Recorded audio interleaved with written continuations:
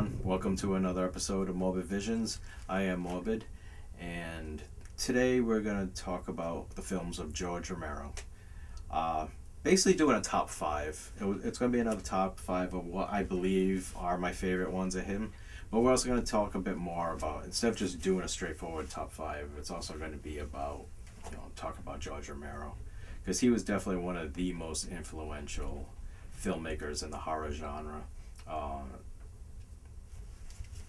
Got so many different people's careers going just from working with him.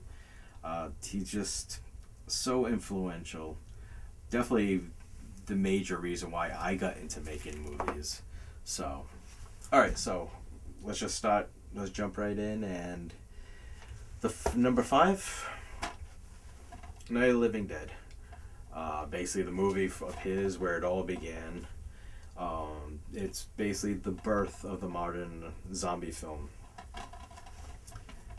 Very well made, black and white, gritty, scary, nightmarish film. First time introduced to flesh-eating zombies. They weren't even called zombies in this movie. Like he always mentioned, I've seen mentioned in interviews all the time. He called them ghouls. He referred to them as ghouls. They weren't zombies. They weren't termed as zombies until Dawn of the Dead. But yeah, very atmospheric, straightforward. Doesn't really spoon feed you too much. Not sure what's going on. Everyone's just lost in a situation. But very claustrophobic. What it would be like if something catastrophic happened, and how people just deal with each other. So, the old-time classic, Night of the Living Dead. Number 4, different for George Romero. For those who are used to, mainly the Dead films and everything. But, Night Riders. Great movie. This is such a fun movie. I had never seen it until this DVD finally came out. I gotta remember when this came out, but which was nice because I had seen the clips from like Scream Greats or other documentaries that were based on George Romero's work, or Tom Savini's. So I finally got to watch it, and I wasn't sure what to expect because I knew it wasn't a horror film. I knew it was just like, okay, King Arthur on motorcycles. I'm like, it's just an odd concept. It's which is cool because it is totally different. You have the Renaissance fairs. There's one that happens close by here called King Richard's Fair, but that's on horseback and all that. When instead of horses, it's all motorcycles, which makes it very cool and very different. But it's a very good movie. And what's fun about this movie is it's all the cast from Dawn of the Dead and some of the cast from Day of the Dead. It's all like the usual George Romero family. It's all everyone that worked on his productions back then. And it just looked like it was so much fun to make this movie. It looked like they had a blast.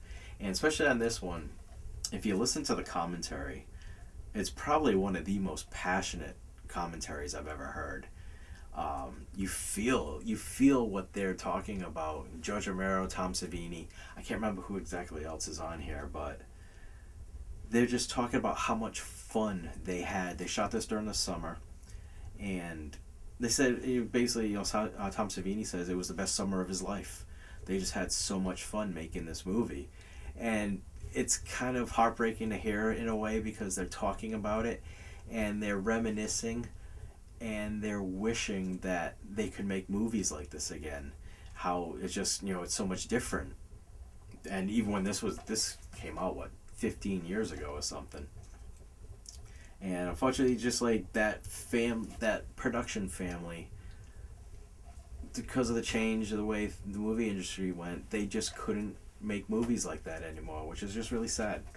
But yeah, it's very inspiring just to listen to the commentary to this movie. So if you haven't seen Night Riders, definitely check it out. It's different. It's a very cool concept. And it's got some great stunts. I mean, some of the motorcycle stunts, they're killing themselves on here. It's brutal stunt work on here. Very cool stuff. Very good. Okay, number 3. Day of the Dead. The third in the Dead trilogy. Very claustrophobic film. Uh, just becoming the worst in humanity. How people just turning against each other and just, yeah, it just shows the breakdown of society. And it's by far definitely his most graphic movie. Very gory, extremely gory film. You forget how gory this movie is if you haven't seen it in a while. You go back to it again and you're just like, wow, Jesus. Tom Savini's effects are amazing in this movie. So much good stuff. It's a great film. It used to be my favorite of his zombie films. But over time, this one dropped down a little bit. But, yeah, very cool movie. Some people have criticized this movie. I've seen people say, it's just a movie with people yelling at each other for 90 minutes. There is a lot of that. But no, it's a great movie. It's a great zombie film. And I mean, it's not much more else to say about it. I mean, it's a lot of people's favorite zombie film, actually. So, Day of the Dead. Now, number 2. Love this movie. Great film. Classic, legendary movie. Dawn of the Dead. This is my elite box set of Dawn of the Dead Laserdisc. I'm surprised I forgot to show this in the Laserdisc episode. But I was like, it was meant to be because this is perfect to show now in the George Romero episode. So yeah, Dawn of the Dead, 1978. It starts off now. The outbreak happened in Night of the Living Dead. Now this is people trying to figure out how to deal with it, running from it, trying to find shelter. Very cool movie, legendary movie, like I said. This is just, it's one of the top, it's maybe the top zombie film ever made. It's just so well done. Yeah, it was basically George Romero made his movies. Each of his movies were kind of like the sign of the times, and this was the large shopping malls and stuff was new at that time, and it was just people. It was basically kind of like a metaphor of people becoming zombies, going into these places, just walking around looking at all the great stuff they want to buy. So, yeah, number 2, Dawn of the Dead, excellent movie. 3 years ago, I think it was, I finally got to go to the Monroeville Mall.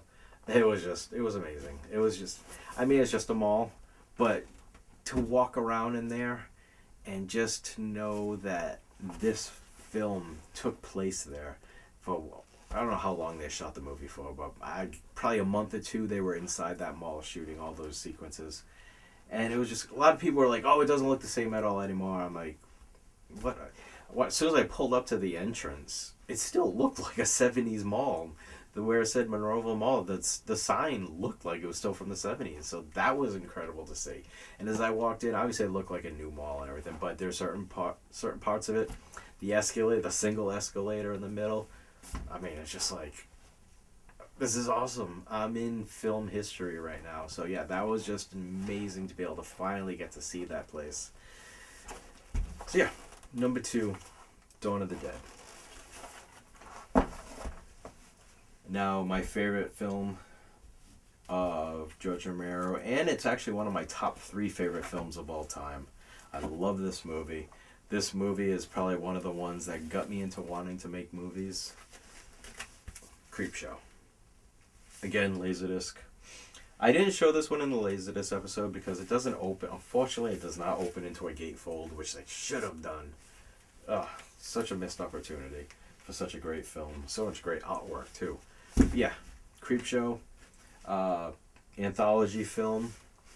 Basically, made to look like the old comic books like Tales from the Crypt and stuff like that. Those were definitely an influence of this movie. The 5 stories, all very cool stories, very great stories. Father's Day, I love Father's Day. It's probably my favorite one. It's just, to me, that's just like a perfect little short story. Perfect little short horror tale. I love it. Stephen King and Jordy Verrill in the second one, just classic. It's just Stephen King acting so over the top and ridiculous. Uh, it's a great movie. It's a lot of fun. Little long, but it is what it is. It's an awesome movie. And just there was something about the combination of George Romero's filmmaking and Tom Savini's effects in this movie and Dawn of the Dead and Day of the Dead. Just it was so inspiring. Every time I watch this film, it brings me back to the first time I saw it, and I was just like watching it in amazement and wonder, and just be like, I want to do this stuff. This is the stuff I want to do. So yeah, number 1, Creepshow. Like I said, yeah, it was something about the combination of George Romero's filmmaking and Tom Savini's special makeup effects. It just had a profound effect on me. I became obsessed when I first started learning about their movies. I wanted to get into it. I realized I'm like, this is what I got to do in my life. Once I saw a documentary on just their filmmaking, I was like, it changed my life. And luckily, thanks to convention we used to have here in Massachusetts, a convention called Rock and Shock that used to take place in Worcester every October. I got to meet George Romero 3 times, which is just, I'm so grateful for. The first year he was there, of course, it was like, it was just kind of a brief, get our stuff signed, get, obviously, everyone's pretty much, except for Ken Faree, everyone's in silver, but I asked George to do it in red just so he stood out right in the middle of the logo. We had him sign a bunch of stuff, and it didn't cost us a fortune because he was genuine. He didn't rip off his fans. And what it was, the first time, it was the Sunday afternoon was when we finally got to meet him, because we had a table there and everything. So it was difficult. We had to time it just right. So, Stacy and our friends, they all got into line. And I think it was like an hour later. I was at the table. So once they finally got close, they had someone take over for me at the table, and then I got into line. So we were able to meet him and have him sign stuff. It was just awesome. And I heard from people, because we knew the organizers of the convention and a lot of people working there. We heard stories about the line was like out the door the entire weekend. And people would go up to him and be like, George, you want to take a break? George, do you need a break? Do you want to get... He would be like, no, I'm good. And he signed all day, all 3 days. Friday night, Saturday, all day. Saturday was mobbed. The place was so busy. And everyone said the same thing. He sat there and he made sure and he signed for everyone. He took pictures with everyone, talked to everyone. And it's even on Sunday, if I remember correctly, I think Sunday, they didn't cut the line off. He was like, no, I'm going to meet every single person that's in line. And he stayed there the whole time, and I think they might have gone a half hour and an hour longer. Like, everything else was closed, but they were still playing movies. So there was a movie still playing, so they were, in the building, even though the convention was over, technically. There was still, the movie was going on, and George Romero made sure the very last person in line didn't get cut off and got to meet him. And that's just so great. That's cool. That's a genuine person right there. Because I've been to plenty of these conventions where there'll be certain celebrities. They're hired for the entire weekend, but each day they're only at their table twice for 2 hours at a time. They're so full of themselves that they're like, I'm only going to be there for 2 hours. They don't give a shit about their fans. George Romero cared about every one of his fans that came through that door. So the third time, I can't remember what year it was. It was a few years after his second appearance, but it was known that maybe he started having health issues or whatever, just age. It is what it is.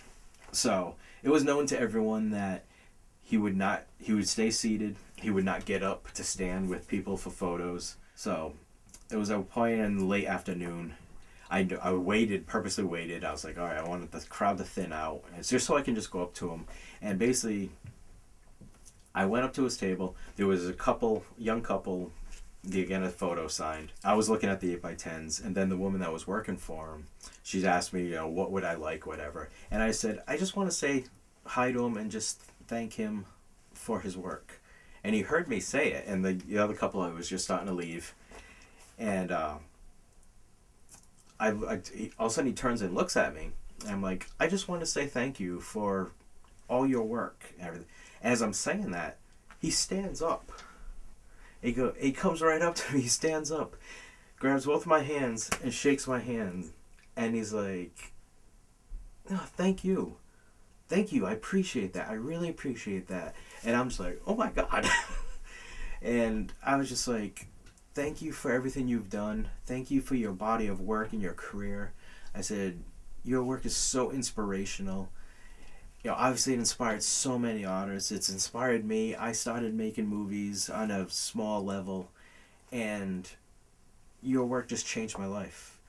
And I just said thank you. I can't remember everything I said to him, but the fact that he stood up and he shook my hand and thanked me for appreciating his work was one of the most incredible moments I've ever had doing anything. My small little bit in the horror industry, that's going to be my greatest memory ever, was just to have a one-on-one acknowledgement with George Romero. The guy was amazing. I think it was a Saturday afternoon. I was kind of down. I had been down a bit. I wasn't feeling motivated. I was feeling kind of about filmmaking. I needed a boost. I needed inspiration. So my go-to is George Romero and Tom Savini. Watching their work and just be getting inspired. And I went on YouTube, and for some reason that whole weekend I was just watching lectures that George Romero. It turns out he did a lot of lectures. He did a lot of speaking engagements and stuff at colleges, film schools, different stuff like that. So I was like on my third or fourth one, and I was just watching. I think it was something. He was speaking in Canada, I think it was, because he lived in Canada, obviously. But so I'm in the middle. It's about like the fourth one I've watched. So I wasn't paying full 100% attention, and I just happened to go onto my phone. I went on Facebook, and as I'm listening, I'm scrolling through, and then I see someone announcing that George Romero had passed away. And I was just like, I remember saying out loud, I'm like, no! Like the timing, it was just the fact that I had just spent the whole weekend watching stuff on George Romero's career, and I was literally in the middle of watching him speak at some lecture or whatever, and then I see that he had passed away, and it just, it was crushing. I just could not believe it. I was just like, this can't be real. No, he can't be gone. So yeah, that was a hard. George Romero passing away is by far probably the most difficult, celebrity death that's ever affected me, because like I said, his work basically changed my life. Basically, it made me want to make movies. So